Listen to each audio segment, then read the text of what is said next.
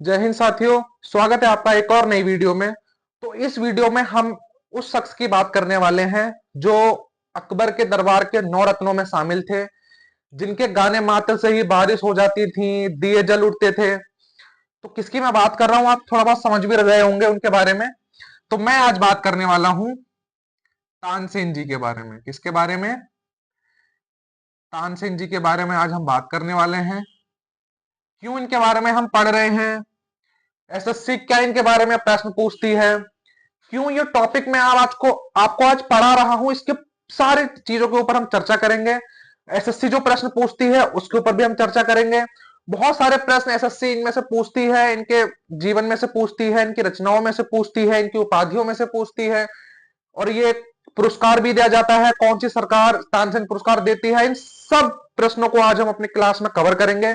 उसके लिए बस आपको पूरी क्लास बहुत आराम से, बहुत तसल्ली के साथ देखनी है। हर एक प्रश्न बहुत आराम से आपको समझ में आने वाला है। तो आइए शुरू करते हैं। सबसे पहले हम देखते हैं कि तानसेन जी का जन्म कब हुआ था। सबसे पहले मैं अगर इनके जन्म की बात करूं तो इनका जन्म हुआ था मध्य प्रदेश, ग्वालियर में। कहा? मध्य प्रदेश ग्वालियर में इनका जन्म हुआ था। अब एक और इंपॉर्टेंट प्रश्न यहां से यह बनता है कि इनके बचपन का नाम क्या था। कि इनके जो बचपन का नाम था, देखिए इनके बचपन का नाम कई बार एसएससी ने पूछ रखा है, तो ये बहुत ही ज्यादा इंपॉर्टेंट यहां से हो जाता है। इनके बचपन का नाम क्या था? तो इनके बचपन का नाम था रामतनु पांडे। क्या इनके बचपन का नाम था? तो इनके बचपन का नाम था रामतनु पांडे। अब देखिए प्रश्न यहां से क्या बनते हैं। देखिए मैंने तो आपको सिर्फ ये लिखवाया कि तानसेन जी के बचपन का नाम क्या था, रामतनु पांडे। अब आपको ये दे सकता है कि भैया ये बताइए रामतनु पांडे को किस उपाधि से सम्मानित किया गया था। अब आप सोचेंगे कि यार हमने उपाधियां, तानसेन की उपाधि तो चलो हमने पढ़ रखी, पर रामतनु पांडे की उपाधि हमने अभी तक तो पढ़ी नहीं है। तो रामतनु पांडे को ही तानसेन कहा जाता था। ठीक, इतनी बातें क्लियर। ये आपको ये छोटे छोटे पॉइंट हैं जो एसएससी में बहुत ज्यादा इंपॉर्टेंट हो जाते हैं। ये वन लाइनर ये प्रश्न आते हैं, पर नंबर आपका पूरा एक काट के ले जाते हैं। ठीक है, तो ये बहुत ज्यादा इंपॉर्टेंट यहां से ये प्रश्न हो जाते हैं। अब मैं आपको सीधे बताता हूं। देखिए इनके एक गुरु हुआ करते थे। किनके? रामतनु पांडे जी के एक गुरु थे। हर किसी का एक गुरु होता है, क्योंकि गुरु के बिना किसी भी चीज की शिक्षा प्राप्त करना, चाहे वो आज के एग्जाम हो या पहले की कोई नृत्य कला हो, गायकी कला हो, तो हर चीज के लिए गुरु बहुत इंपॉर्टेंट होता है। तो इसी प्रकार रामतनु पांडे जी के गुरु थे, उनका नाम था हरिदास। क्या उनका नाम था? उनका नाम था हरिदास। और ये जो हरिदास जी थे, ये वृंदावन में रहा करते थे। कहां? ये वृंदावन में रहते थे, वृंदावन में रहते थे। अब देखिए जब ये वृंदावन में रहते थे तो ये क्या थे ना, ये किसी राजा के दरबार में, ठीक, या पैसों के लिए नहीं गाया करते थे। ये अपने शौक से गाया करते थे। कृष्णा जी के भजन गाया करते थे, उनकी रासलीला गाया करते थे। तो ये कुछ ऐसी ही चीजें गाया करते थे। अब एक बार मैं इसके ऊपर भी एक छोटी सी कहानी है, वो मैं आपको बता देता हूं। देखिए कहानियों से क्या होता है, कहानियों से ये होता है कि हम अगर प्रश्न हम भूल जाते हैं ना, तो एक कहानी हमारे दिमाग में कनेक्ट करती है, जो हमें प्रश्नों तक पहुंचा देती है। तो कहानी बहुत ज्यादा इंपॉर्टेंट होती है। इसलिए आपने देखा कोई भी क्लासेस बंदा कहानियों के माध्यम से पढ़ता है तो वो बहुत जल्दी याद आ जाती है। अरे एग्जाम्पल के लिए ले लो, आपकी दादी नानी आपको कहानी सुनाया करती थी, वो आपको अभी तक याद होंगी कि भाई वो ऐसे सुनाया करती थी, वो राजा वहां जाता था, वो यहां से लाता था, वो वहां से लाता था, है ना। अगर वो कोई अच्छी बात बताएंगे तो आपको कब के भूल गए होते, हम भी भूल गए होते। तो कहानियों के माध्यम से चीजें बहुत जल्दी याद हो जाती हैं। तो इसी में मैं आपको एक छोटी सी कहानी सुनाता हूँ। किसकी? ये तानसेन और अकबर की, क्योंकि अकबर के दरबार में ही तानसेन नौ रत्नों में शामिल थे। तो देखिए तानसेन जब गाया करते थे तो बहुत ही सुरीला, बहुत ही मधुर आवाज में गाया करते थे। तो एक बार अकबर ने पूछा तानसेन से कि जब तुम इतने अच्छे और इतने स्वर आवाज में गाते हो तो तुमने ये सीखा कहां से? उन्होंने कहा मैंने अपने गुरु से सीखा। तो तानसेन ने कहा, अकबर ने कहा कि कौन तुम्हारे गुरु कौन है? तो तानसेन जी ने कहा कि मेरे गुरु का नाम हरिदास जी है और वो वृंदावन में रहते हैं। अच्छा, तो अकबर ने कहा कि यार जब आप इतना अच्छा गाते हो तो आपके गुरु कितना अच्छा गाते होंगे। तो भाई तानसेन ने भी कहा कि मेरे गुरु तो मुझसे भी अच्छा ज्यादा गाते हैं। वो वही भारत का उस समय राजा था, हिंदुस्तान का राजा। उसने कहा भाई मैं तो आपकी आपके गुरु की आवाज सुनूंगा अपने दरबार, मुझे मेरे दरबार में उन्हें लेके आओ। तो कुछ सिपाही को उन्होंने वृंदावन भेजा, किसे, तानसेन जी के गुरु को ले जाने के लिए। किसको? हरिदास जी के पास भेजा। तो हरिदास जी ने सीधा सा कहा कि अगर किसी को मेरा गाना, किसी को मेरा गीत सुनना है तो वो यहां आए, यहां बैठे आम लोगों के बीच में, और मैं यहां पे उसे सुना दूंगा, चाहे वो हिंदुस्तान का राजा क्यों ना हो, चाहे किसी राज्य का राजा क्यों ना हो, कोई भी हो, वो आए यहाँ आम लोगों में बैठे गाना सुने। मैं किसी के दरबार में पैसों के लिए या फिर किसी के शौक के लिए नहीं गाता, मैं अपने शौक के लिए गाता हूं। तो ऐसी सी बात भाई सिपाही ने राजा को बताई कि भैया वो तो ऐसे से बोल रहे हैं। राजा ने कहा कि यार क्या करूं क्या करूं। तो राजा स्वयं एक आम भेष बनाकर वृंदावन गए और वृंदावन में हरिदास जी का गाना सुना, उनका गीत सुना। तब आके उन्होंने रामतनु पांडे तानसेन जी से कहा कि आपके गुरु तो वाकई आपसे अच्छा गाते हैं। तो ये कुछ एक छोटी सी कहानी थी जिससे आप कनेक्ट कर सके। तो आइए फिर से हम चलते हैं कि हरिदास जी कहाँ रहा करते थे। हरिदास जी रहा करते थे वृंदावन में। ठीक, वृंदावन में ये रहते थे। अब देखिए इन्हें ना जो रामतनु पांडे हैं, तानसेन जी को एक उपाधि मिली थी। इनकी उपाधि के बारे में जान लेते हैं। इन्हें एक उपाधि उपाधि दी गई थी। क्या इन्हें उपाधि दी गई थी? उस उपाधि का नाम बहुत आता। उस उपाधि जो दी गई थी उसका नाम था कंठा भरण वाणी। क्या उस उपाधि का नाम है? उस उपाधि का नाम है कंठा भरण वाणी विलास। अब देखिए ये यहां से और ज्यादा इंपॉर्टेंट हो जाता है, क्योंकि नाम ये थोड़ा सा ऐसा है कि एकदम से जुबान पे ना आए। ठीक है, और इसलिए ये बहुत ज्यादा इंपॉर्टेंट, बहुत ज्यादा एग्जामों में पूछा जाता है। क्या पूछा जाता है कि ये बताइए कि रामतनु पांडे उर्फ तानसेन जी को किस उपाधि से नवाजा गया था? तो इन्हें उपाधि थी कंठा भरण वाणी विलास की, इन्हें उपाधि दी गई थी। अब आइए चलते हैं इनकी कुछ रचनाओं की ओर। किसकी ओर? रचनाओं की ओर। बहुत सारी रचनाएं की।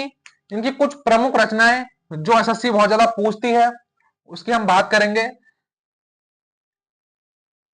तो इनकी रचनाएं देख लेते हैं, क्या इनकी रचनाएं रही। देखिए देखिए पहली रचना जो इन्होंने की थी उसका नाम था मियाँ की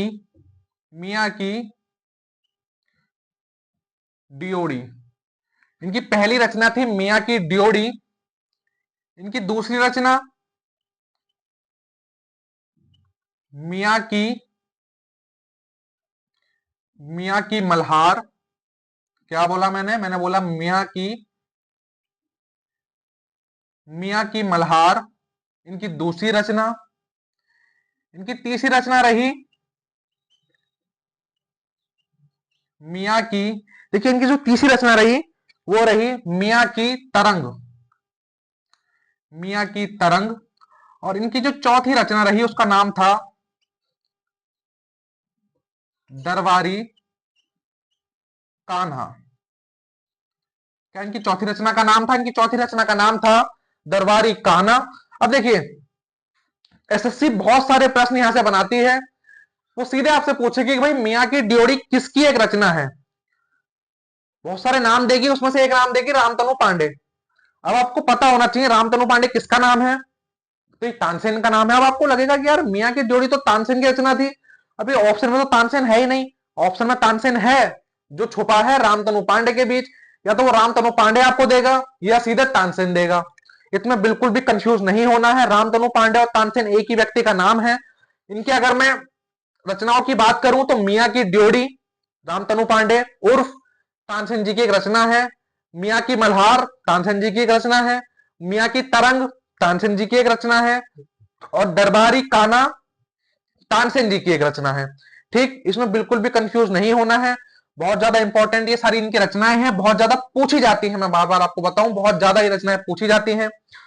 तो आइए अगले सवाल पे चलते हैं। देखिए क्यों मैं आपको ये टॉपिक करा रहा हूं, क्या इसमें से बहुत ज्यादा पूछा जाता है।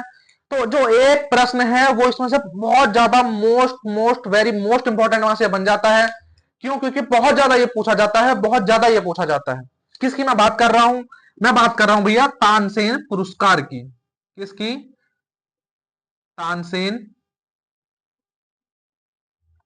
पुरस्कार। ये तानसेन पुरस्कार क्या है, बिल्कुल मैं बताऊंगा। अब देखिए प्रश्न बनता है कि भाई तानसेन पुरस्कार कौन सी सरकार देती है, या किस सरकार द्वारा तानसेन पुरस्कार दिया जाता है, तानसेन पुरस्कार किस क्षेत्र में दिया जाता है, किस सरकार द्वारा दिया जाता है। ये बहुत सारे प्रश्न इसमें से बनते हैं, इसी में से बहुत सारे प्रश्न बन जाते हैं आपके। देखिए किस तरह से कि तानसेन पुरस्कार किस सरकार द्वारा दिया जाता है। तो अगर मैं बात करूं सरकार, तो मध्य प्रदेश, इसमें पूरा लिख देता हूं, मध्य प्रदेश, मध्य प्रदेश सरकार द्वारा। तो तानसेन पुरस्कार किस सरकार द्वारा दिया जाता है, तो मध्य प्रदेश सरकार द्वारा तानसेन पुरस्कार दिया जाता है। हर वर्ष तानसेन पुरस्कार दिया जाता है। क्लियर। देखिए हर वर्ष तानसेन पुरस्कार दिया जाता है। कौन सी सरकार देती है, तो इसे देती है मध्य प्रदेश की सरकार। क्यों देती है मध्य प्रदेश की सरकार, क्योंकि मैंने आपको बताया जो तानसेन जी का जन्म हुआ था वो हुआ था मध्य प्रदेश ग्वालियर, और इसी के लिए जो तानसेन पुरस्कार देती है वो मध्य प्रदेश सरकार देती है, हर वर्ष देती है। अब इस बात आती है कि किस क्षेत्र में तानसेन पुरस्कार दिया जाता है। कि भाई तानसेन पुरस्कार तो दिया जाता है, ठीक है, किस क्षेत्र में दिया जाता है, तो क्षेत्र तानसेन जी का ही क्षेत्र है। तानसेन जी क्या करते थे, तो ये संगीत के बहुत बड़े वादक थे। तो तानसेन पुरस्कार किस क्षेत्र में दिया जाता है, तो यह दिया जाता है संगीत के क्षेत्र में। किस क्षेत्र में तानसेन पुरस्कार दिया जाता है, तो संगीत के क्षेत्र में तानसेन पुरस्कार दिया जाता है। ठीक। देखिए मैं हर चीज को 2 से 3 बार क्यों दोहराता हूं, आप भी सोचते होंगे, तो मैं इसलिए दोहराता हूं, यूं ही दोहराता हूं कि कई बार ऐसा होता है कि यार बंदे को लिखा हुआ समझ में नहीं आता कि भाई इसने क्या लिखा है, संगीत लिखा है, रंगीत लिखा है। मुझे मैं बहुत साफ लिखने की कोशिश करता हूं, जितना हो सके उतना साफ लिखने की कोशिश करता हूं, पर फिर भी अगर आपको समझ में मेरा लिखा हुआ ना आए तो मैं इसलिए 2 से 3 बार दोहरा देता हूं, ताकि मैं जो बोल रहा हूं वो तो कम से कम आपको समझ में आ जाना चाहिए, है ना। और ऐसे ही पूरा टॉपिक ये रामतनु पांडे उर्फ तानसेन जी का ये हो जाता है यहाँ पर। अगर तानसेन जी के से कोई भी प्रश्न बनेगा तो इससे बाहर कोई भी प्रश्न नहीं बनेगा। वेरी इंपॉर्टेंट उनकी उपाधि पूछी जाएगी कि भाई उन्हें किस उपाधि से उन्हें नवाजा गया था, तो उनकी उपाधि थी कंठाभरणवाणी विलास, उनकी उपाधि थी। उनकी रचनाएं वेरी वेरी इंपॉर्टेंट हो जाती हैं, यहाँ पर सभी रचनाएं बहुत ज्यादा इंपॉर्टेंट है। तानसेन पुरस्कार is a most important question यहाँ पे मैं बोल रहा हूं, इसे मोस्ट इंपॉर्टेंट क्यों, क्योंकि बहुत ज्यादा पूछा जाता है। कई बार एसएससी के एग्जामों में पूछा जा चुका है, कई बार पूछा जा चुका है कि तानसेन पुरस्कार किस सरकार द्वारा दिया जाता है, तो तानसेन पुरस्कार मध्य प्रदेश सरकार द्वारा और संगीत के क्षेत्र में दिया जाता है। अब देखिए टॉपिक तो हमारा हो गया। अब इसके साथ मैं आपको एक और चीज बताऊं, क्या आपने कभी गौर किया है, देखिए मैं बता देता हूं आपको कि जो तानसेन जी थे ये अकबर के दरबार में गाने से पहले कहां गाया करते थे, कभी सोचा आपने। तो इसके बारे में भी आपको थोड़ा सा बता दूं कि देखिए जो तानसेन जी थे ये अकबर के दरबार में गाने से पहले रीवा के राजा रामचंद्र के वहां गाया कर। लिखने की कोई जरूरत नहीं है, मैं आपको सिर्फ नॉलेज के लिए बता रहा हूं कि तानसेन जी अकबर के दरबार में गाने से पहले रीवा के राजा रामचंद्र के वहां गाया करते थे। ठीक, ये भी क्लियर हो गया। और तानसेन जी से अगर कोई प्रश्न आएगा तो इससे कोई बाहर कोई भी प्रश्न नहीं आने वाला, तो इसे अच्छे से पढ़िए, ध्यान से पढ़िए। मिलते हैं एक ऐसी मोस्ट इंपॉर्टेंट टॉपिक के साथ, तब तक के लिए जय हिंद, जय भारत।